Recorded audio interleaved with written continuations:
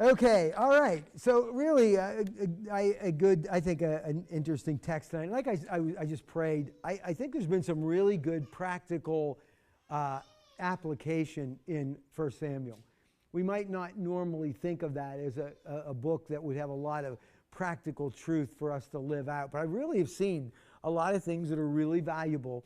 And so tonight we're going to look at getting that promotion. And now this isn't, though I think in your job, if you did the things that appear in here, you would be more likely to get the promotion. I think that would be true. But I think more importantly, what we want to look at this tonight is how can we be people of influence? How can we be people who because David is going to get himself into a position of power and influence. And of course, behind this all is the work of the Lord. This is the sovereignty of God in action. But you're going to see that David is selected to go. Now remember, he's been anointed king, but he's not king yet. He's been anointed king, but nobody or very few people know that that's the case.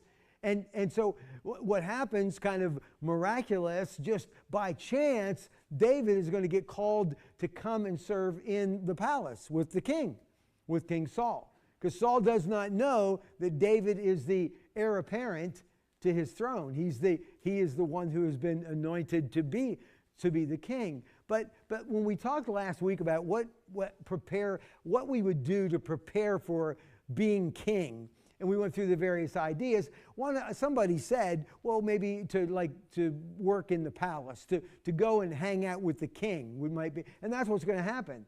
Not intentionally in the sense that, okay, he's going to be king. We need to get him into a place where he can learn what it means to be king. God, through his sovereignty, through the talents and the skills of David, that's what's going to result. David ends up serving in the palace. And so those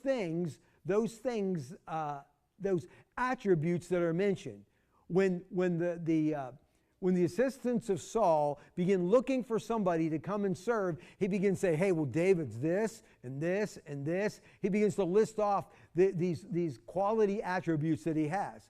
And so we're going to look at that, of course, from David's perspective, but also in our own life. You want to influence people in your workplace, in your family, in your community.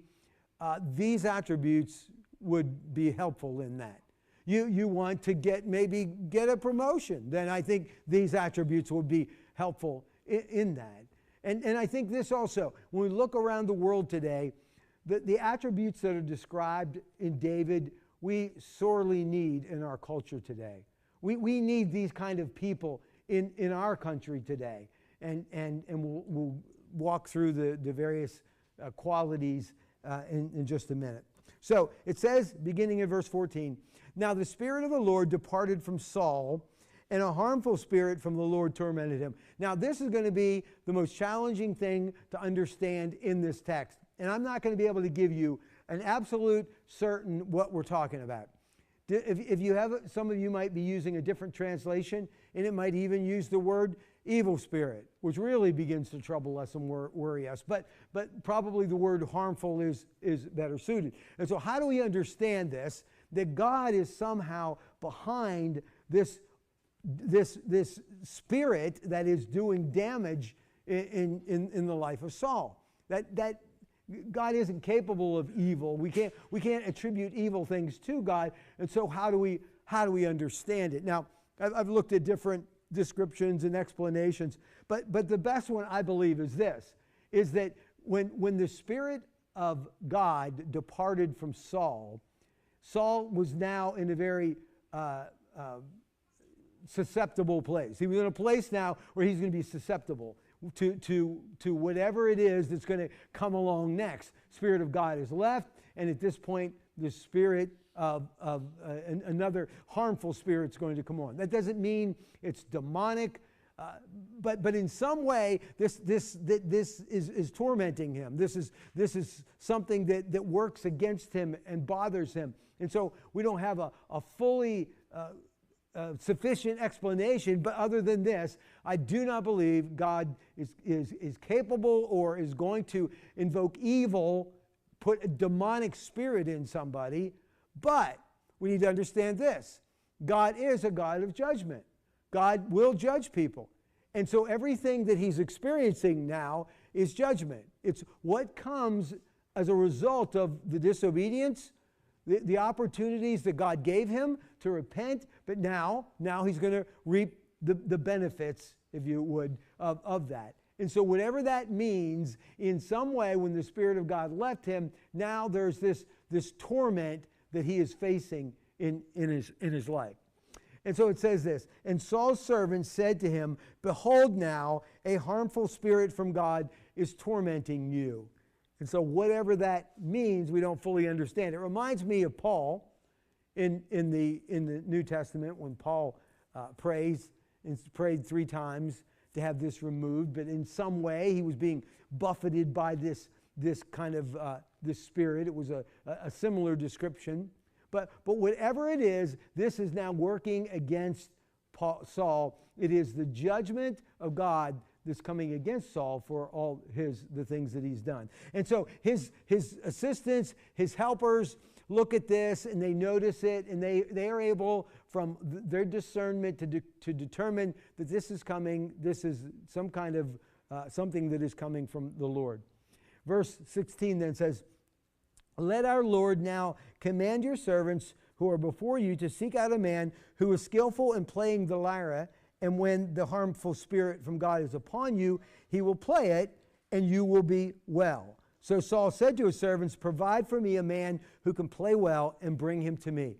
And so they understand this despair, this despondency, whatever it is that Saul experiences in this torment. Their answer to that is, well, if we could get somebody who could just play some kind of, some just gentle music, soothing music. They're looking at a means to address that. Now, their response to this leads me to believe that what he's going through isn't a demonic spirit, because you wouldn't say the answer to combating a demonic spirit would be good music, right? That wouldn't be your thoughts. But so they seem to recognize this despair that he's in, and if we could get somebody who could just play some soothing music, that would be helpful. And so a lyre is a kind of a combination of a small harp and a kind of a guitar kind of thing, a stringed instrument that he would play that would hopefully would soothe Saul's troubled spirit. So verse 18. One of the young men answered, behold, I have seen a son of Jesse the Bethlehemite who is skillful in playing.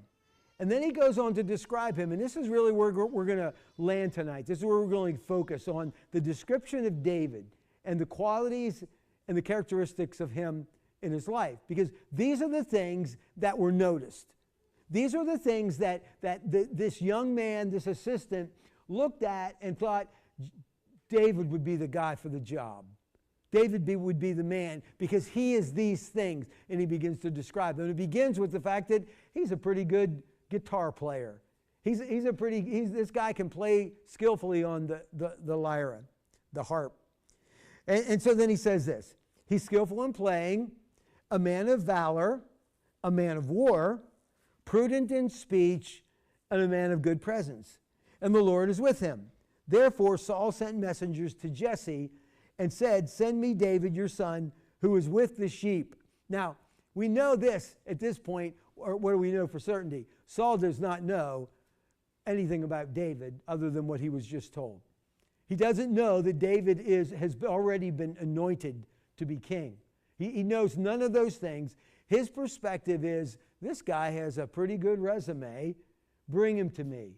And so, it says this in verse 20, and Jesse took a donkey laden with bread and a skin of wine and a young goat, and sent them by David his son to Saul.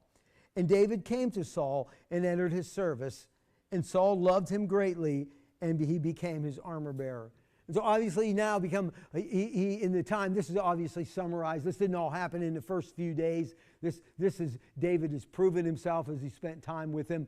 He loved him greatly. He put him into the position of being his armor bearer. So he is elevated very quickly in the kingdom.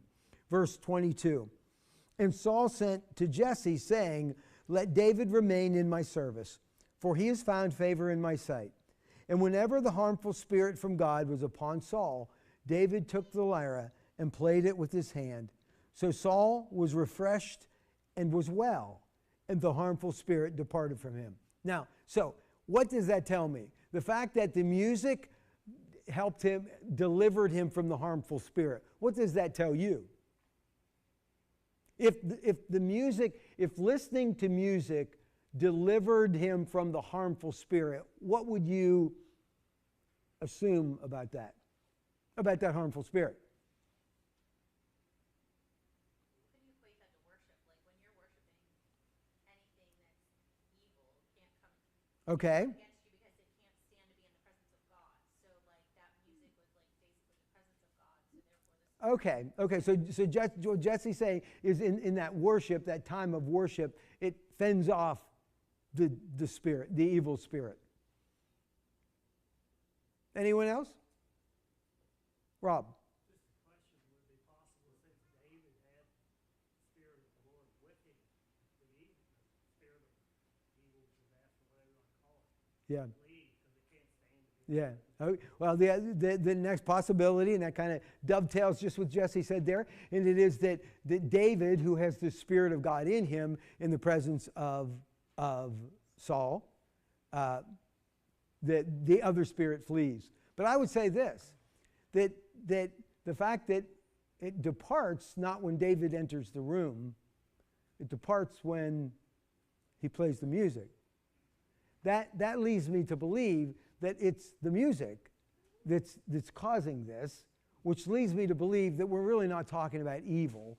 We're not talking about demons. We're talking about this despondency, this depression that he's experiencing that is pushed against him. And so when he says, when he would come and play the music and then he would be okay, that it tells me that he's really not dealing with demons.